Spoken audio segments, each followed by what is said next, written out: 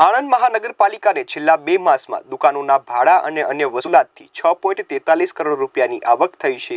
Commissioner Milind બાપના દ્વારા બનાવવામાં આવેલી ટેક્સ શાખાની વિશેષ ટીમ જેમણે વિભિન્ન ઝુંબેશોમાં સાથે કામ કરી 18 કોમર્શિયલ દુકાનોને સીલ કરી છે, જેમણે બાકીનો વેરો નથી ભર્યો। ત્યારે આણંદના ડિટોજિયા રોડ પર આવેલી દેવપ્રિય ઇન્ફ્રા પ્રાઇવેટ લિમિટેડ અંશ એકલેવ કોમ્પ્લેક્સની દુકાનો અને 3 ફ્લેટ બાકી મિલકત વેરાના વસૂલાત માટે સીલ કરવામાં આવી છે। ત્યારે આણંદ વિદ્યાનગર અને કરમચંદ વિસ્તારમાં 7708 લોકોને વેરો ભરવા માટે નોટિસ ઇસ્યુ કરવામાં આવી છે અને બાકી રહેલા લોકોને પણ નોટિસ આપવામાં આવી રહી છે। જ્યારે વાત કરીએ તો દુકાનોના ભાડાની આવક તો 1 જાન્યુઆરી 2025 થી 3 માર્ચ 2025 સુધીમાં 17,11,754 રૂપિયાની વસૂલાત થઈ છે।